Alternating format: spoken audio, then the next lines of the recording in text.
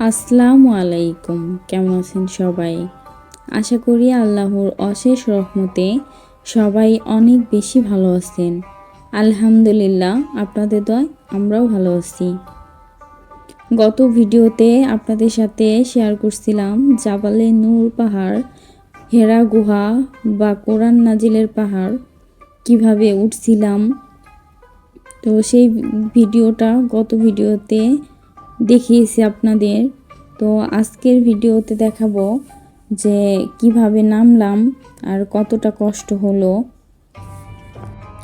এখন তো অনেকটাই শীত কমে গেছে, আর আমরা সকালে ভোরে ফজরের নামাজ পড়ে তারপরে কিন্তু উঠা শুরু করছিলাম। তো উঠার পরে নামাজ শেষ করে তো সব কিছু ঘুরে দেখতে নামতে নামতে কিন্তু এখন সময় হচ্ছে 11টা। তো নামার পথে দেখি অনেকে বিভিন্ন রকমের জিনিসপত্র বিক্রি করছে। কেউ কেউ শরবত বিক্রি করছে, লেবু দিয়ে, ঠান্ডা পানি দিয়ে শরবত। আবার এই যে একটা মানুষ দেখতেছেন, হাত নেই, পা নেই। তো কত কষ্ট করে এরা উপরে উঠছে আল্লাহই ভালো জানে, আর তাদের কত কষ্ট হয়েছে। তো আমরা একজন সুস্থ মানুষ হয়েও উঠতে কতটা কষ্ট হয়, আর ওনারা কত কষ্ট করে উপরে উঠছেন। তো অনেক মানুষ এখানে দেখি অনেক কিছু নিয়ে বসে আসছে, কেউ কেউ গম বিক্রি করতেছে, অনেক কবুতর আছে আশেপাশে তাদেরকে খাওয়ানোর জন্য। তো আমার সব থেকে এত বেশি খারাপ লাগছে যে কারো একটা পা নেই, কারো একটা হাত নেই, তো চলতে পারে না, উঠতে পারে না। তো তারা কিভাবে উঠলো এখানে? তো আমার জানার খুব ইচ্ছা ছিল যে তারা কিভাবে এখানে উঠছে। তো অনেক বয়স্ক বয়স্ক মহিলারা কিন্তু উঠে গেছে, আবার অনেকে অর্ধেক রাস্তা থেকে আবার নিচেও নেমে গেছে। তো পাহাড়টা এত উঁচা যে এই পাহাড়ে উঠতে গেলে আল্লাহর একটা রহমত আছে।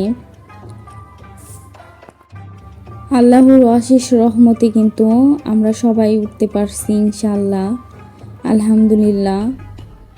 তো উঠতে যতটা কষ্ট হয়েছে, নামতে কিন্তু অতটা বেশি কষ্ট হইতেছে না। তো আমরা উপরে ওঠার পরে নামাজ পড়ছি, তো রেস্ট নিছি, শরবত খাইছি, তারপরে কিন্তু আস্তে আস্তে নামতেছি। যেহেতু আমি সকালে কোনো নাস্তা করি নাই, আপনাদের ভাইয়া নাস্তা করে আসছিল, এই কারণে ওনার সমস্যাটা বেশি হইতেছিল। তো আমি একদম একটু পানি খাইছিলাম শুধু, তাছাড়া আর কিছুই খাইনি। তো আমার কিন্তু অত বেশি কষ্ট হইতেছে না নামার সময়। ওঠার সময় তো কষ্ট হয়েছিলই। তো রেস্ট নিয়ে এখন আবার নামতেছি। তো আমাদের উঠতে কিন্তু 1.5 ঘন্টা সময় লাগছে, আর নামতে কিন্তু 1 ঘন্টায় কিন্তু নেমে গেছি। জাবালে নূর পাহাড় তো কাছ থেকে দেখার অনেক ইচ্ছা ছিল, তো উঠারও অনেক ইচ্ছা ছিল। আল্লাহ আমার মনের আশা পূরণ করছেন। তো তার জন্য আল্লাহর কাছে অনেক অনেক শুকরিয়া আদায় করি।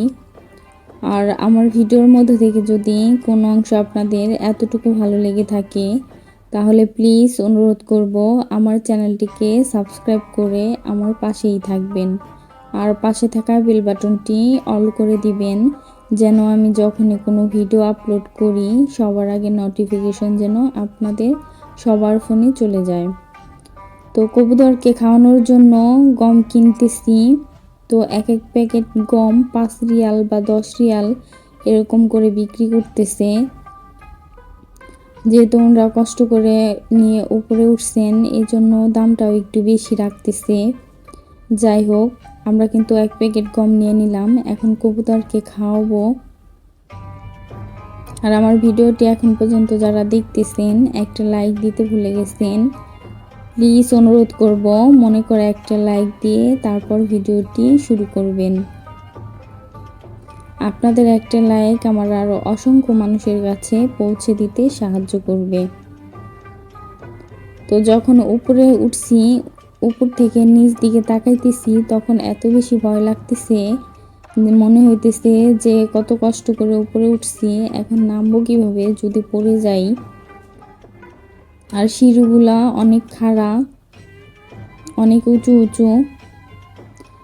আর আমার ভিডিওটার ক্যামেরাটা ধরে আছেন একটা ভাই, তো ওই ভাইটাকে অসংখ্য অসংখ্য ধন্যবাদ যে আমাকে এত সুন্দর করে ভিডিও করে দেওয়ার জন্য। আমার পক্ষে কিন্তু সম্ভব হইতো না যে উপরে উঠে তারপর আবার ভিডিও করে আবার নিচে নামা। তো ভাই, তোমাকে অনেক অনেক ধন্যবাদ যে তুমি আমাকে এত সুন্দর করে ভিডিও করে দিছো নিজে ইচ্ছায়। তো আমি অনেক অনেক দোয়া করি তোমার জন্য। তো আপনাদের ভাইয়া গম কিনে এখানে অনেকগুলো কবুতর ছিল, তো কবুতরকে খাইতে দিতেছে, তো আমিও দিতেছি।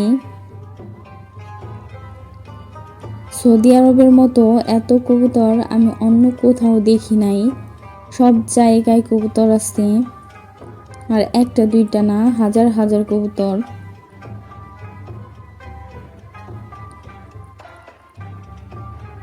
ছোট ছোট বাচ্চারাও কিন্তু উপরে উঠে যাইতেছে।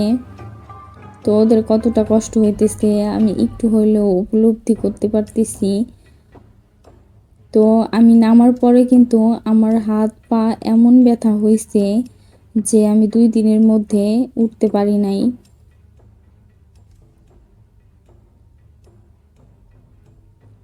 তো সব জায়গায় কবুতর আছে, তো যেখানেই দেখতেছি কবুতরকে একটু একটু করে খাবার দিতেছি। আর আপনাদের ভাইয়া না থাকলে কিন্তু আমার পক্ষে কোনোভাবেই সম্ভব হতো না যে জাবালে নূর পাহাড় দেখার নিজের চোখে, আর এখানে নামাজ পড়ার। তো আমি আমার জীবন সঙ্গিনী এমন একটা মানুষ পাইছি যে আমি অনেক অনেক খুশি। সে আমার সব ইচ্ছা আশা আমি বললেই পূরণ করতে পারে, যতটুক সাধ্যে কুলায়। তো আমি ভাবতেছিলাম যে এইখানে তো আমরা উঠে গেছি, তো এই বিড়াল দুইটা কিভাবে উঠলো আর কিভাবে নামবে। তো অনেক উঁচাই কিন্তু আছে।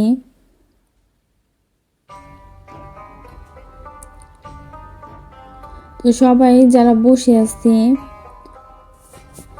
যার হাত নেই পা নেই, তো তারা কিন্তু জানে যে এত কষ্ট করে উপরে উঠছি যেহেতু সবারই মনে মায়া হবে যে যাই হোক কিছু না কিছু দিয়ে যাই। তো সবাই কিন্তু কম বেশি দিতেছে। তো আপনাদের ভাইয়াকে আমি জিজ্ঞেস করতেছিলাম যে ওনারা উপরে উঠছে কিভাবে। তো আপনাদের ভাইয়া আমাকে বলতেছিল যে হয়তো কোনো মেশিনের মাধ্যমে ওনাদেরকে উপরে উঠানো হয়েছে, তা না হলে কিন্তু এভাবে ওঠা কিন্তু সম্ভব না। যে রাস্তা আঁকাবাঁকা রাস্তা, এমনই হয়তো হবে কিছু। তো এই বাচ্চাটা দেখতে কিন্তু অনেক বেশি কিউট লাগতেছে, তো একটু ক্যামেরা বন্দি করে নিলাম।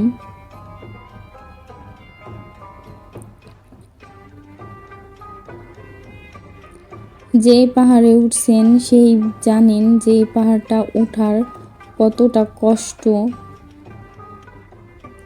যখন উঠতেছিলাম তখন গলা শুকিয়ে গেছিল, মনে হয়েছিল যে একটু পানি খাই, একটু রেস্ট নেই। আবার মনে হয়েছে এখন যদি পানি খাই তাহলে কিন্তু উঠতে অনেক বেশি কষ্ট হবে, থাক পানি খাবো না। উপরে ওঠার পরে কিন্তু আমার এমন পানি পিপাসা লাগছে যে আমি অনেক প্রায় 1.5 কেজির মতো পানি খাইছি, এত পিপাসা লাগছিল। পানি খেয়ে কিন্তু নামার সময় কষ্ট হইতেছিল, এখন তো আর নামতে পারতেছি না।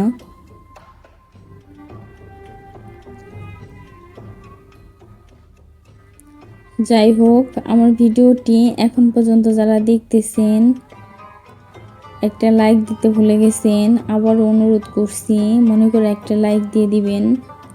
আর আমার ভিডিওটি আজকে যারা নতুন দেখতেছেন তাদেরকে সবাইকে অনুরোধ করতেছি প্লিজ আমার চ্যানেলটিকে সাবস্ক্রাইব করে আমার পাশে থাকবেন।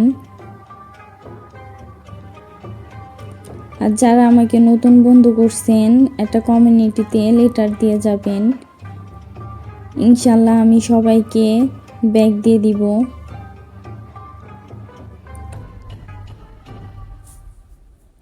তো উপর থেকে নিচের পাহাড়গুলো দেখতে কিন্তু অনেক বেশি সুন্দর লাগছিল। তো হাঁটতে হাঁটতে ক্লান্ত হয়ে পড়ছি, আবার একটু বসে পড়লাম। আর আপনাদের ভাই আমাকে টানাটানি করতেছে আর বলতেছে তাড়াতাড়ি নিচে যাই। তা না হলে আবার রোদ উঠে যাবে, পাথর গরম হয়ে যাবে। এমনিতেও অনেক বেশি গরম, রোদ উঠে গেছে। তো একটু রেস্ট নিয়ে আবার কিন্তু হাঁটা শুরু করছি। আর উপর থেকে ওই যে নিচে কতগুলা বিল্ডিং আছে, ওইগুলা গুনতেছিলাম যে এক একটা কত তালা হবে। তো আপনাদের ভাইয়া বলতেছে এক একটা 20 থেকে 25 তালা তো হবেই। তো আপনাদের ভাইয়ার কাছে জিজ্ঞেস করলাম, তাহলে আমরা যে উপরে উঠছি এটা কয় তালা বিল্ডিং এর সমান হবে। তো অনুমান করে আপনাদের ভাইয়া বলতেছিল যে 100 তলা বিল্ডিং এর তো সমান তো হবেই।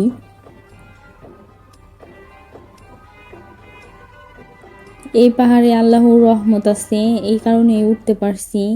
আর যদি কেউ যদি বলতো 100 তলা বিল্ডিং বেয়ে উঠতে, তাহলে কিন্তু কারো পক্ষেই সম্ভব হইতো না। আমরা কিন্তু এখন সরাসরি বাসায় যাব। তো হাঁটার মতো আর অবস্থায় কিন্তু নাই, তো গাড়িতে উঠে পড়ছি। এখন হোটেলে চলে যাব। তো হোটেল থেকে আজকে আমাদের মক্কা শেষ দিন। তো আগামীকাল ভোরবেলা ফজরের নামাজ পড়ে আমরা কিন্তু মদিনার উদ্দেশ্যে রওনা দিয়ে দিব। তো বাংলাদেশে যাওয়ার আগে শেষবারের মতো উমরা হজ করলাম। আল্লাহ আমাকে কবুল করুক, সবাই আমার জন্য দোয়া করবেন। এই যে মক্কার ঘড়ি টাওয়ারটা দেখা যাইতেছে, প্রায় কাছাকাছি এসে পড়ছি। আর মক্কা থেকে কিন্তু জাবালে নূর পাহাড় মাত্র 20 মিনিটের রাস্তা, বেশি একটা দূরে না। তো আমরা নেমে কিছুক্ষণ রেস্ট নিয়ে এখন জোহরের নামাজ পড়ার উদ্দেশ্যে মক্কার দিকে রওনা দিচ্ছি। আর এখানে দেখি অনেকগুলা কবুতর, তো কবুতরগুলোকে একটু পানি খাওয়াইলাম, হাতে পানি ছিল। তো জোহরের নামাজ পড়ে আবার কিন্তু বাসায় গিয়ে সব কিছু গোছগাছ করতে হবে, যেহেতু মদিনার উদ্দেশ্যে রওনা দিব। তো আল্লাহর কাছে সবসময় বলি যে এবার তো শেষবারের মতো আসছি, আমি যেন এই কাবা ঘরে আবারও আসতে পারি, বারে বারে যেন তাওয়াফ করতে পারি, উমরা হজ করতে পারি। আল্লাহ তুমি সেই তৌফিক দিও আমাকে। আর আমাদের হোটেল থেকে কিন্তু মক্কা হাইটে আসতেও আরও 20 মিনিট সময় লাগে। তো হোটেলটা দূরে পড়ে গেছে। তো সব কিছু মিলিয়ে আমার আজকের ভিডিওটি আপনাদের কাছে কেমন লেগেছে অবশ্যই কমেন্ট করতে কিন্তু ভুলবেন না। তো আজানের বাকি আরও 20 মিনিট বাকি আসতে, তো আপনাদের ভাইয়া এখানে বসে একটু রেস্ট নিতেছে। তো অজু করে আবার কিন্তু মক্কার দিকে এগোইতেছি, নামাজ পড়ে তারপরে আবার হোটেলে যাব। তো আমার আজকের ভিডিওটা এই পর্যন্তই, সামনে নতুন ভিডিও দেখার আমন্ত্রণ রইল। তো সেই পর্যন্ত সবাই ভালো থাকবেন।